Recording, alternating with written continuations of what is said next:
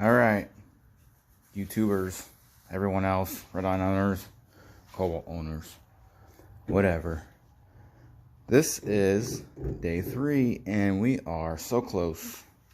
I got the intake manifold back on.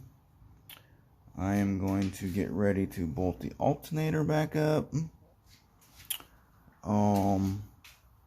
Actually, I might run the hoses first before I hook that alternator. I don't know.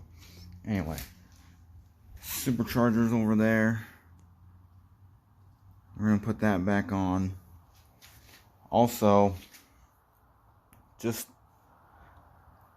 putting the intake manifold back on isn't that difficult, really, and the bolt holes lining up isn't that difficult either. Just remember, these nuts come off, and you can take these bolts. You can take, these are bolts, and they bolt into the head, and you can take those bolts off. It is 5.5 millimeter, right? That's what I used, and it just sits on there, comes off. That'll help you get the intake manifold off, because I don't know why, I thought I could pull it off. It was really close, and maybe that's why I bent that bolt, was because I was being a dumbass. So just keep that in consideration. These bolts fit right through the hole, so you can screw them back in. So anyway, intake manifold back on. We're going to put the hoses back on, or route the hoses. And I want to show you another thing, because when I pulled the supercharger off, I didn't know if this was going to be a big deal or not, but see, the old one got bent. It's crooked. So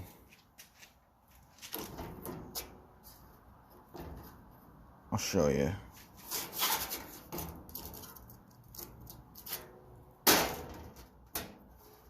Look how off it is. You can tell. You can tell it's off. See? Luckily I have a spare that I can use. So we are getting closer. You can go to Walmart or wherever and get some coolant. Get a couple gallons. I'm not sure exactly how much it's gonna take, but I'm gonna take that air dam back off so I can get to these hoses, put it back up on the ramps, and check it out when I get all that stuff finished. Alright guys, see you then. Alright everyone, I was trying to figure out these hoses, and I don't know why I was racking my brain on this stupid, simple task. The problem is that ZZP gave me all these hoses, and they're different lengths, and I knew that I had to cut some of them. The problem is ZZP's instructions, and a lot of instructions that you see are with the ZZP dual pass heat exchanger. Now for us Redline guys, we are not, the majority of us are not running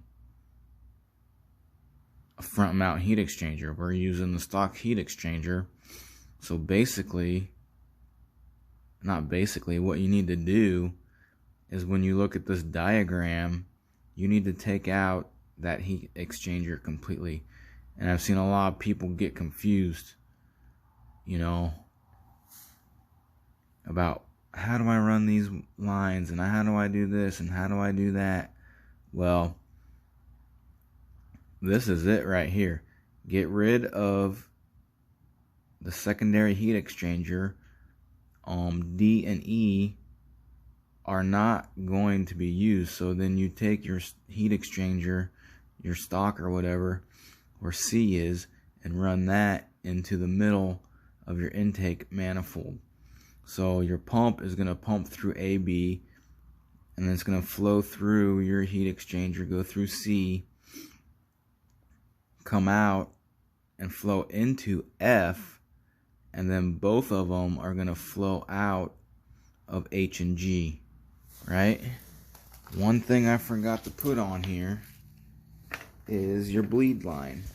So take your bleed line and then run it right through here like so, right? And then there's going to be a restrictor in there somewhere.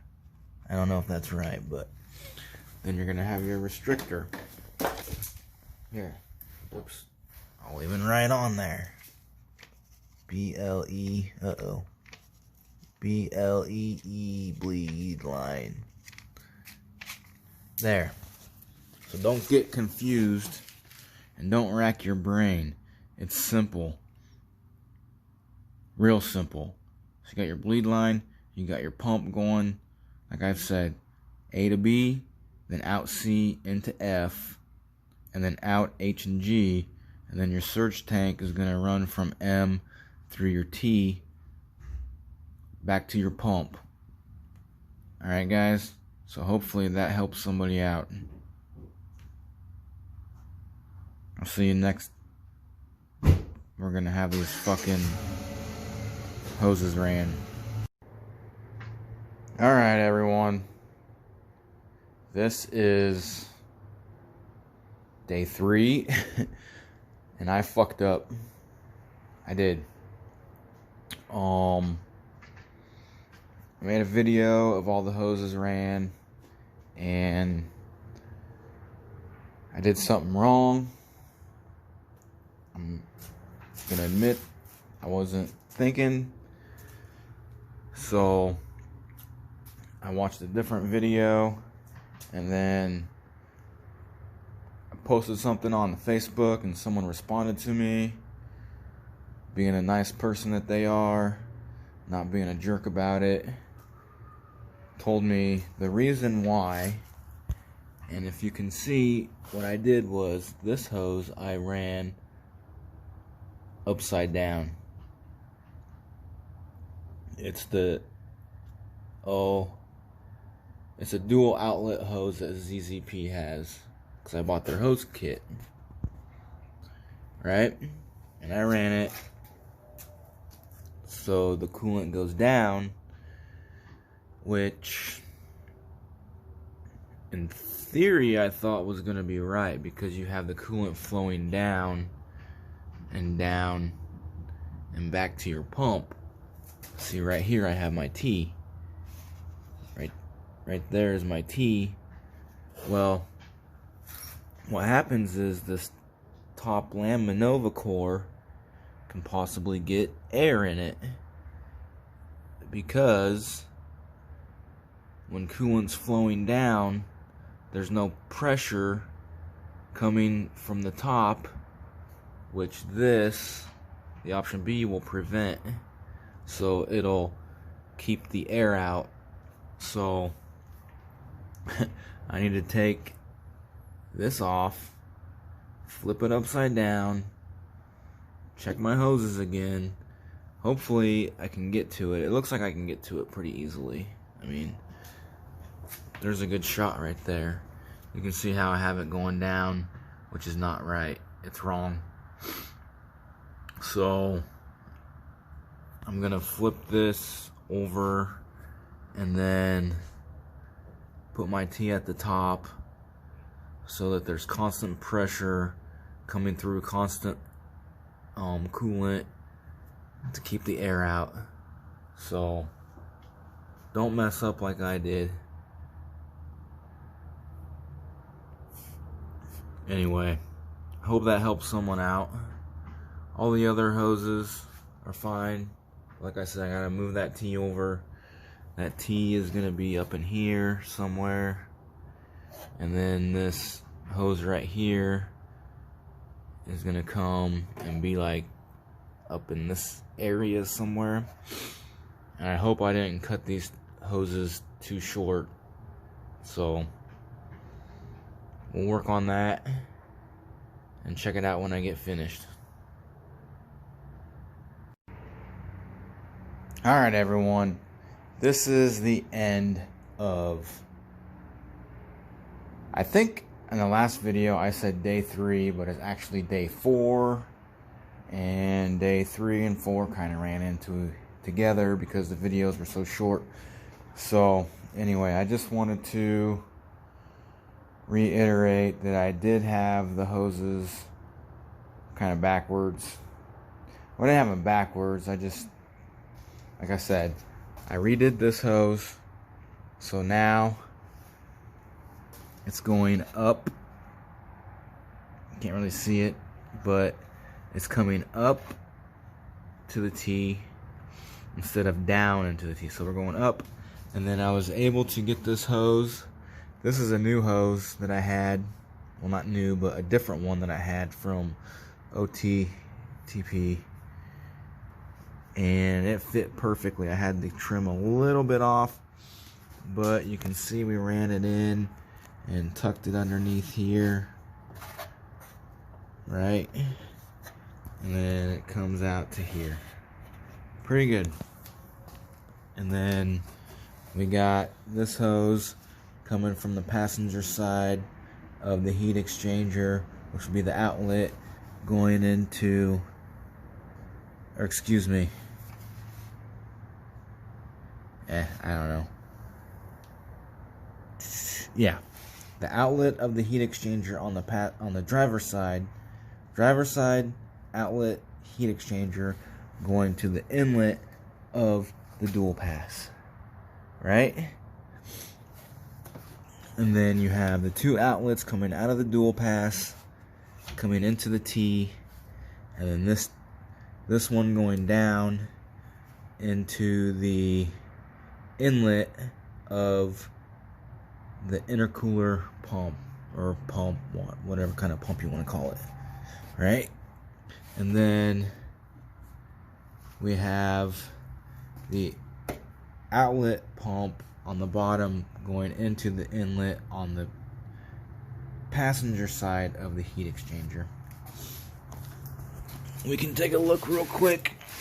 I think I'm beating a dead horse, but there is the going out of the pump into the heat exchanger, out of the heat exchanger,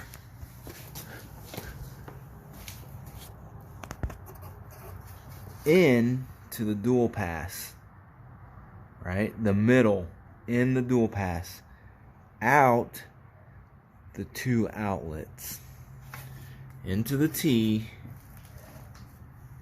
and then back out down into the inlet of the pump. And then you have your option B, which supplies constant coolant pressure to here, so that it keeps the air out. That's basically it. And then of course we also got the Griffin in there, and I'm gonna put everything back. I'm gonna wire everything and take the fog lights out of the bumper, but you guys don't really care about that shit, so that's basically it. Dual pass, option B, Griffin, install. Took me about 4 days. I had to figure some shit out. I had to redo some things. So if you made it to this last video, I apologize. You know, I screwed up a little bit. Would have went a little bit easier if I had knew some extra things, but in the end it worked out and we're good to go, and that's it. So for anyone watching, don't fuck up like I did, and it'll go a lot smoother. Y'all have a good night. Peace.